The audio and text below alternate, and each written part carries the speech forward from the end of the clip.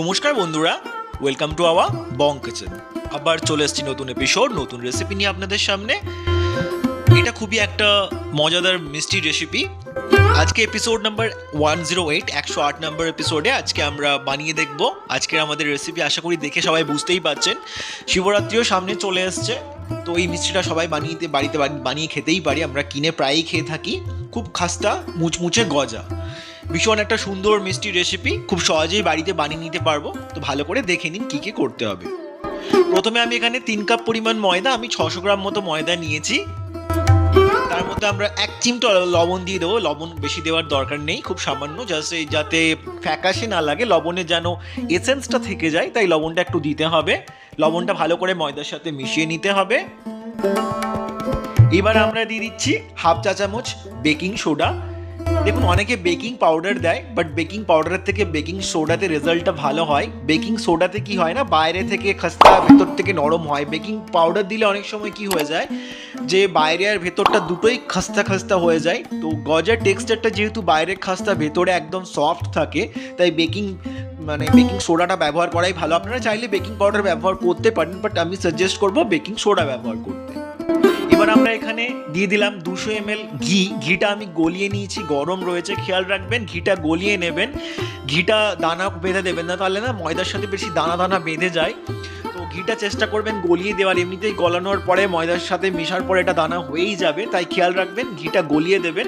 আর ঘিটা ভালো করে মিক্স করে নিতে হবে। ময়ামটা কেমন হয়েছে সেটা দেখার জন্য মুঠো করে দেখবেন যে একদম পুরো দানা বেঁধে যাবে বড় হয়ে।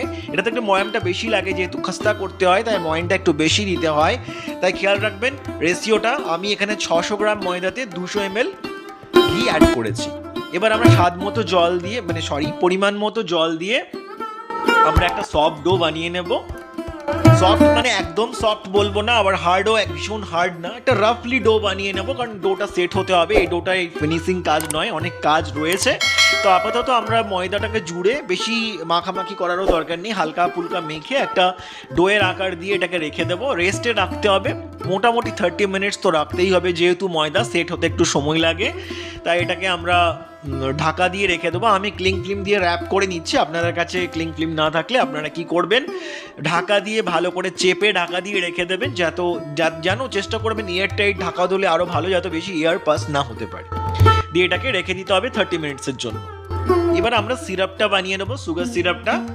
এটা বানানোর জন্য আমরা নিয়ে নিচ্ছি এখানে সেমভাবে 600 গ্রাম চিনি। আমি 600 গ্রাম ময়দা নিয়েছিলাম, খেয়াল রাখবেন, তাই আমি 600 গ্রাম চিনি নিয়েছি। আর 600 গ্রাম চিনির মধ্যে আমরা 300 ml জল দিলাম।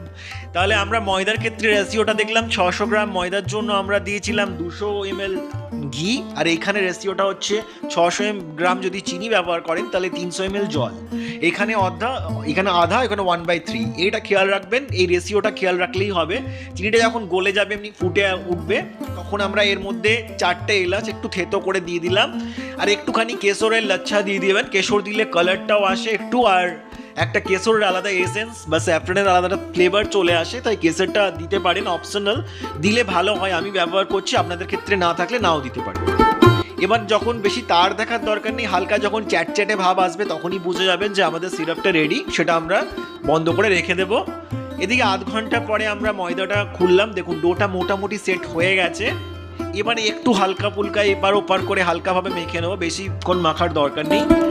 এতক্ষণ খুব সহজ প্রসেসই আপনাদের দেখালাম, খুব সহজ পদ্ধতিতে কি করে হবে। এইবার একটু পরিশ্রম করতে হবে। দেখুন, ভালো খাস্তা গজা খেতে গেলে লেয়ারটা তো আনতে হবে, তাই একটু পরিশ্রম করতে হবে।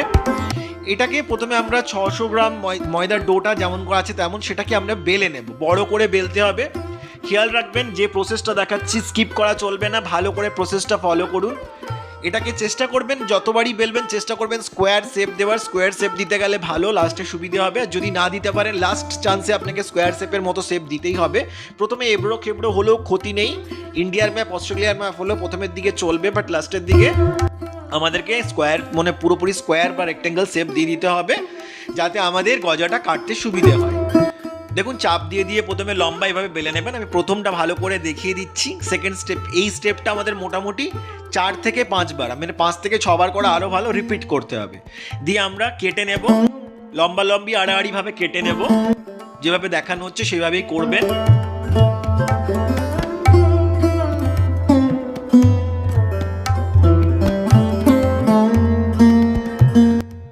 একটার পর একটা জুড়তে থাকবো যেভাবে জোড়া হচ্ছে। এই যে প্রসেসটা দেখতে পেলেন এটা হচ্ছে একবার হলো। এই প্রসেসটা আমাদের মোটামুটি 5 থেকে 6 বার রিপিট করতে হবে যদি গজার লেয়ারটা প্রপারলি আনতে চান। তো এইবারে শেপ দেওয়ার চেষ্টা করবেন স্কোয়ার, যতটা সম্ভব স্কোয়ার বা রেক্ট্যাঙ্গেল। যদি প্রথমের দিকে না হয় ক্ষতি নেই, লাস্টের দিকে দিতেই হবে। সেম প্রসেসটা 5 বার 6 বার যতবার আপনারা পারেন রিপিট করুন।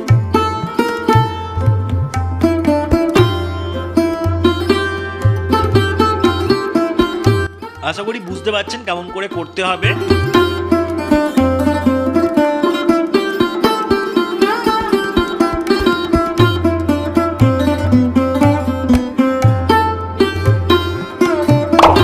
আমি আপনাদের বোঝার সুবিধার্থেই প্রসেসটা ভালো করে দেখাচ্ছি। এই প্রসেসটাকে রিপিট করে করে করতে হবে।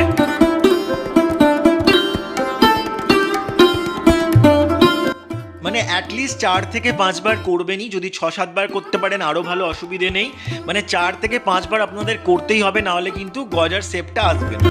এটা ফাইনাল স্টেপ, দেখুন এটা হয়ে গেল। এইবারে লাস্ট টাইম যে আমি আবার বেলে কাটলাম জোড়ার পরে, এইবারে যখন আমরা মানে চেটাবো একটার উপর একটা জুড়ে দেবো, তখন ওপরে জল দিয়ে দেবো। জলটা খেয়াল রাখবেন, এই জলটা ভীষণ এফেক্টিভ, জলটার কাজ আছে। জলটা না দিলে কিন্তু ওই ভালো করে চিটে যাবে না, পরে যখন গজাটা ফ্রাই করতে যাবেন তখন খুলে যাবে। তাই অবশ্যই লাস্ট স্টেপে জলটা অবশ্যই ব্যবহার করবেন, খেয়াল রাখবেন।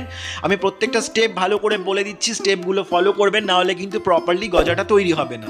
দেখুন আমি আবার এগুলো চারিদিকে ভালো করে জল মাখিয়ে মাখিয়ে জুড়ে দিচ্ছি, উপর নিচে চারিদিকে জল মাখিয়ে দিলাম। এবার প্রথমে এটাকে বেলে দেবেন না, প্রথমে হাত দিয়ে একটু স্কোয়ারের মতো করে নিন যতটা সম্ভব হয়। এবারে না বেলে একটু প্রথমে বেলুনি দিয়ে একটু চাপ চাপ দিয়ে দিন। চাপ দিলে কি হবে না, ভালো করে চিপকে যাবে, যেহেতু জল দেওয়ারও হয়েছে, যাতে লাস্ট স্টেপ এটা আমাদের যাতে খুলে কোনোভাবেই ফ্রাই করার সময় খুলে না যায়। তাই এই প্রসেসটা ফলো করুন। এবার আস্তে আস্তে আমাদের স্কোয়ার করে বেলতে হবে, যতটা স্কোয়ার বেলতে পারেন ততটা করে স্কোয়ার বেলবেন। বাকি যেগুলো সাইডে থাকবে সেগুলোকে আমাদের শেপ দিয়ে দিতে হবে, বেলনা ছুরি দিয়ে আমরা শেপ দিয়ে দেবো। কেমন করে দেবেন সেটাও আমি দেখিয়ে দিচ্ছি। দেখুন এইভাবে শেপগুলো দিয়ে দিতে হবে। আচ্ছা, রেসিপিটা যদি আপনাদের ভালো লাগে লাইক শেয়ার সাবস্ক্রাইব করে পাশে থাকবেন। কেমন হচ্ছে কমেন্ট করে জানাতে ভুলবেন না। আমার প্রত্যেকটা সোশ্যাল মিডিয়ার হ্যান্ডেল আইডি, মানে সেটা ইনস্টাগ্রাম হোক, ফেসবুক হোক বা হোয়াটসঅ্যাপ হোক, সবগুলোই ডেসক্রিপশনে পেয়ে যাবেন। ইভেন ভিডিও তো ডিসপ্লে হচ্ছে, আমাকে ফলো করে নিতে পারেন। দেখুন আমি স্কোয়ার শেপ দিয়ে দিলাম, দিয়ে আমরা এইভাবে কেটে নেব শেপ দিয়ে দিয়ে। শেপটা আপনারা একটু ছোট বড় করতে পারেন, কারণ এটা যখন এটা ফ্রাই করা হবে তখন ফুলে মানে অনেকটাই ফুলে বড় হয়ে উঠবে। তাই সেই ক্ষেত্রে আমি একটু বড় বড় শেপ দিয়েছি, আপনারা চাইলে এর থেকে ছোটও দিতে পারেন। একদম সাইডেরটা যদি মনে হচ্ছে একটু এবড়ো খেবড়ো আছে, একদম সাইডের পোর্শনটাকে একটু কেটে বাদ দিয়ে দিন। দেখুন আশা করি দেখে বুঝতে পারছেন কি সুন্দর হয়ে গেছে। এটা যখনই ফ্রাই করা হবে তখনই আরামসে লেয়ারটা চলে আসবে, ফেটে ফেটে যাবে, যেমনভাবে গজা হয় এক্স্যাক্টলি সেম। দেখুন আমার সবগুলো রেডি করা হয়ে গেছে ফ্রাই করার জন্য। এবার আমরা ফ্রাই করব। ফ্রাই করার সময় খেয়াল রাখতে হবে তেলটা যেমন ঠান্ডা থাকে, খুব বেশি গরম তেলে ফ্রাই করতে যাবেন না, না হলে কি হবে বাইরের দিকটা লাল হয়ে যাবে, ভেতরটা কাঁচাই থেকে যাবে, টেস্টটা মুচমুচে ক্রাঞ্চিনেসটা আসবে না। তাই খেয়াল রাখবেন একদম লো ফ্লেমে ধীরে ধীরে মোটামুটি এক একটা ব্যাচে করে এটা ফ্রাই করুন। এক একটা ব্যাচ ফ্রাই হতে মোটামুটি 20 মিনিট লেগে যায়, 15-20 মিনিট। তাই ধৈর্য ধরে পেশেন্স নিয়ে করবেন, ওভার ক্রাউড করবেন না, একসাথে অনেকগুলো গজা দিয়ে দেবেন না, না হলে ফ্রাই করতে অসুবিধে হবে। ধৈর্য ধরে ফ্রাই করবেন। আর ফ্রাই করার পরে তুলে অন্য কোথাও রাখার দরকার নেই, মানে তোলার পর ডিরেক্টলি আমরা দিয়ে দেবো সুগার সিরাপের মধ্যে। এই নয় যে আমাদের তুলে আগে রাখতে হবে, আলাদা কিছু করতে হবে। দেখুন আমি ডিরেক্ট সুগার সিরাপের মধ্যে দিয়ে দিচ্ছি। দেখুন কি সুন্দর টেক্সচার এসছে, দেখে বুঝতেই পারছেন। আর সিরাপটা কিন্তু পাতলা বানাতে হবে, সিরাপটা মোটা বানাবেন না। আমি যেটা বলেছি সেটা ফলো করবেন। যদি মনে হচ্ছে সিরাপটা মোটা হয়ে গেছে সামান্য জল অ্যাড করে দিতে পারেন। এটা ভালো করে একটু এপার ওপার করে নেড়ে নেবেন, যাতে সুগার সিরাপটা ভালো করে গজার মধ্যে এপার ওপারে লেগে যায়। আর খুব বেশিক্ষণ কিন্তু সিরাপের মধ্যে ঢুকিয়ে রাখার দরকার নেই, মোর দেন মানে ম্যাক্সিমাম 5 মিনিটস। 5 মিনিটসের বেশি কোনোভাবেই রাখবেন না। 5 মিনিটসের কম রাখলেও চলবে, বাট 5 মিনিটসের বেশি রাখবেন না, না হলে কিন্তু খাস্তা জিনিসটা চলে যাবে, খুব সফট হয়ে যাবে। তো সেমভাবে আমরা আরেকটা ব্যাচ ফ্রাই করে নেব। সেকেন্ড ব্যাচটা ফ্রাই করার সময় খেয়াল রাখবেন ওভেনটা বন্ধ করে দেবেন, তেলটা একটু ঠান্ডা করবেন, দিয়ে ফ্রাই করবেন। গরম অবস্থায় ফ্রাই করবেন না, না হলে আবার সেম হবে, বাইরেটা লালচে হয়ে যাবে, ভেতরটা কাঁচা থেকে যাবে। দিয়ে আমরা সিরাপ থেকে তুলে এরকম একটা জালির মতো যদি পাত্র থাকে সেটার মধ্যে দিয়ে দেবেন। এক্সেস যে সিরাপটা থাকবে সেটা ঝরে যাবে। তৈরি আমাদের মুচমুচে খাস্তা ডিলিশিয়াস মাউথ ওয়াটারিং গজা। আশা করি আপনাদের রেসিপিটা ভালো লেগেছে। অবশ্যই ট্রাই করুন, সামনে শিবরাত্রি রয়েছে, যে কোনো অনুষ্ঠান উৎসবে এটা ট্রাই করতে পারেন। দেখে নিন কতটা খাস্তা হয়েছে।